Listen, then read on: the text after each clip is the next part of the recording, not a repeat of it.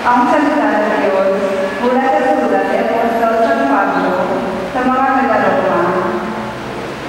Mga kapatid, walang sinuman sa atin na nabubuhay o namamatay sa kanyang kalililakan.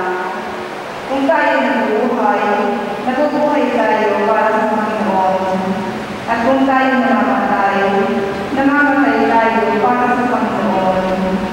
Kaya sa mabuhay o sa mamatay, tayo sa Panginoon. Sapagkat si Kristo ay namatay, muling nabuhay, upang maging Panginoon ng mga patay at mga buhay. Tayo lahat ay haharap sa hukuman ng Diyos, sapagkat sinasabi sa kasulatan, sa aking pagiging Diyos, sabi ng Panginoon, isinusumpa ko ang bawat isa yung lukod sa harapan ko, at ang bawat nilay ko pupuri sa Diyos. Kaya lahat tayo ay magbibigay sulit sa Diyos. Ang salita ng Diyos. Salamat sa Diyos. Ang tutugon po, Panginoon mananahan sa piling ng mga buhay, pakiulit po. Panginoon mananahan sa piling ng mga buhay. Ikaw, bayan ng Israel, magtiwala sa Panginoon.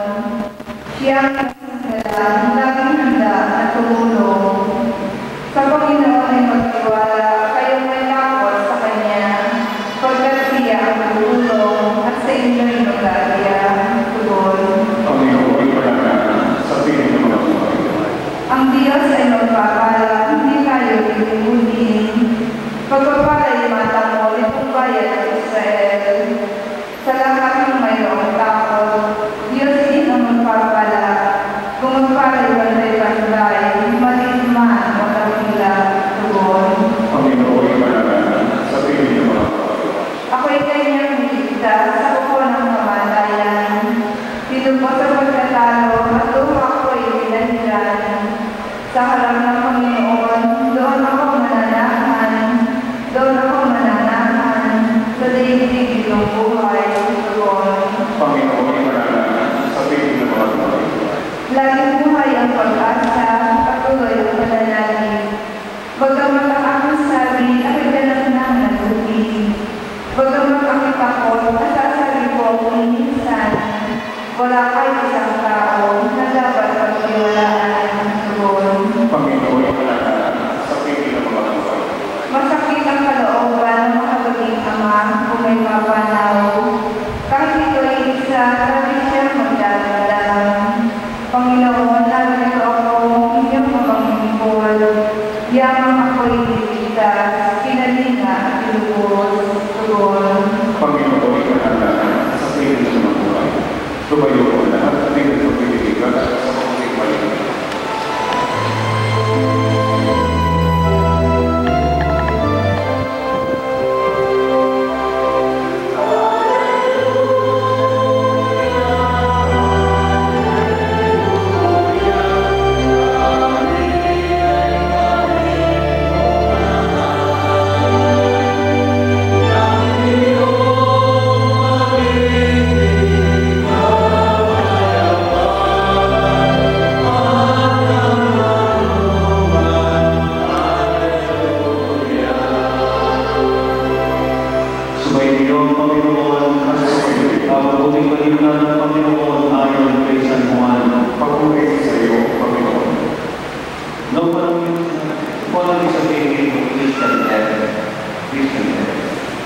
Bakit po, pinitingnan mo ng yung Christian din kasi may mga pagkamatay na hindi Christian. At para po sa kanila, pag namatay na, wala na.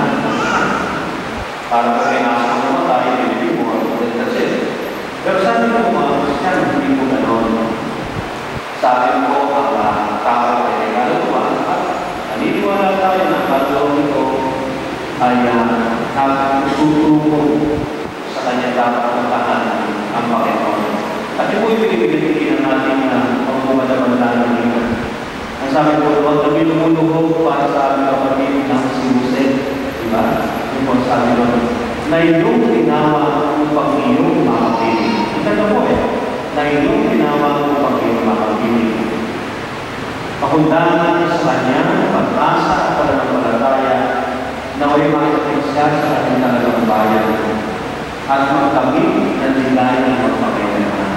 So yun po yung mga points na dapat natin pinantingin muna.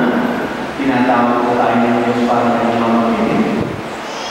Sa totoo lang po, kaya kulang lang ng tawag ako kumatay at kumatayan. Ito po ang dahilan kung bakit lahat ng pamilya niya ay sinusunod. Dahil po, kami masundan. Ayaw na patayan. Pero ito po isang katotohanan na hindi po dapat nakabutan at hindi dapat pagkantanan. Lahat po tayo bilang tao o mga kapatid. Pero maganda po, sa ating mga Kristiyano, tayo yung mga kapatid at hindi po ito dead-end. Kung hindi ito, ito po yung bibiguan para sa mga malalim na katuhanan ng buhay at yung buhay sa Diyos. At pangalawa po, sabi ko naman ay sa kanyang pakulaan, sa kanyang pag-asa at pananampalataya. Faith in the hope. Ibig sabihin ng mga kapatid, tayo binigyan